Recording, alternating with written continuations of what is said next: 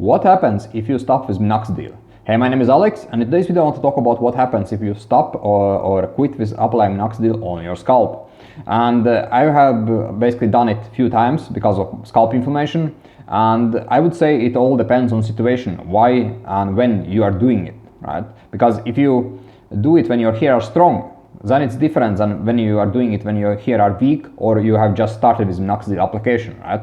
So if you're not sure that you are going to continue with minoxidil after let's say 1 week or 2 weeks of application, then make sure that you don't drag it over a longer time period, because hair starts to become dependent after week 3, week 4, and if you keep kind of applying minoxidil in your scalp for a longer time, you will have a lot of shed if you stop with it, right? So you make sure that when you start with minoxidil, is that you are committed to continue with it, right? You cannot kind of start it and apply it for 3-4 weeks and then stop applying it, right? You need to be sure that this is something you want to continue with for several years, right? Because you need to make sure that it is something that you can stick to, right? And if you are sure that you can do that, if you are committed to using it, then do it, right? Another thing is that you always need to be sure that before you start with minoxidil, that you have addressed and solved any underlying issues that can cause issues, right?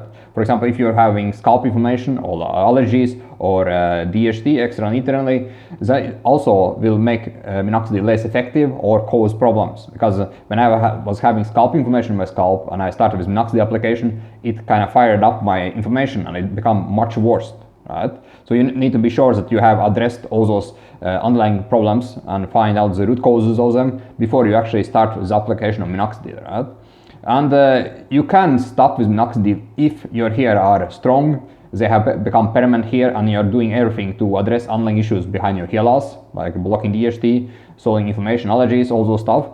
Then you can stop with it, right? It is possible, and I have done it several times over several years, so it is possible. But you cannot do that if you let's say you have some results after applying it for 3-4 months, and then you decide that okay, you don't want to continue with it. Then what happens then is basically those hair will start to shed out, and it will be a rapid shed. And when you let's say stop with it for 2-3 weeks, you will feel that shedding kind of increases, right?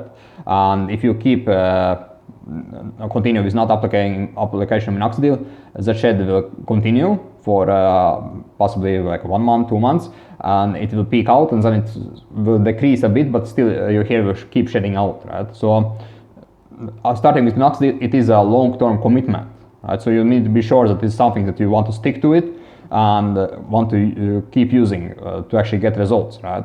So it is important. And if you do need the help with solving underlying issues behind your hair loss, like inflammation, allergies, DHT, all this stuff, you can schedule a call below this video. Let's talk. See, I can help you with my Rapid Rigor program.